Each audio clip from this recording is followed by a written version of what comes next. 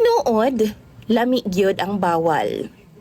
Apanwa ka, kay kung masakpan gani ka, tagam. Maayong adlaw kanimo DJ Sam ug sa imuhang mga followers o viewers. Tawagan na lang ko sa pangalang Gistoni. 34 anyos ko DJ Sam ug minyo na ngadto sa akong asawa nga tawagon na lang nato sa pangalang Rena. 5 na mi katuig nga minyo DJ Sam ug duna na mi duha ka mga anak. Naa nami manukan o patuhan, mao na ang among business. Akong asawa nagtrabaho pod sa munisipyo. Nakoy uyab-uyab DJ Sam nga tawgon na lang pod nato sa pangalang Elin. Kini si Elin na DJ Sam, suki ni namo kay permi man ni siya magpalit sa amo ag manok. Kay naaman siya kantin ug iyahang ginabaligya mga native nga mga manok.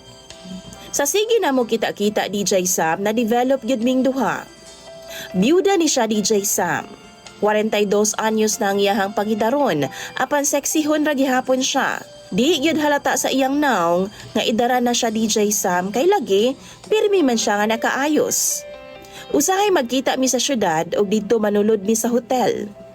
Duna gyoy nahitabo sa amo ang duha DJ Sam permi. Daghan na kaayo ka beses ug kampante kaayo ko kay wa man mi masakpi sa akong asawa. Di pod halata DJ Sam nga duna ko'y lain. Ay active man pod ang sex life namo sa ako ang asawa. Kada gabi gyud na DJ Sam magbinirahay mi. Wow! Liban na lang kung duna siya'y period. Pag niabot iyang regla DJ Sam, didto ko mubira sa akong uyab nga si Elin. Apan tinuod DJ Sam nga bisan unsaon nimo pagtago sa imong sikreto. Mugawas gyud na pag-abot sa panahon.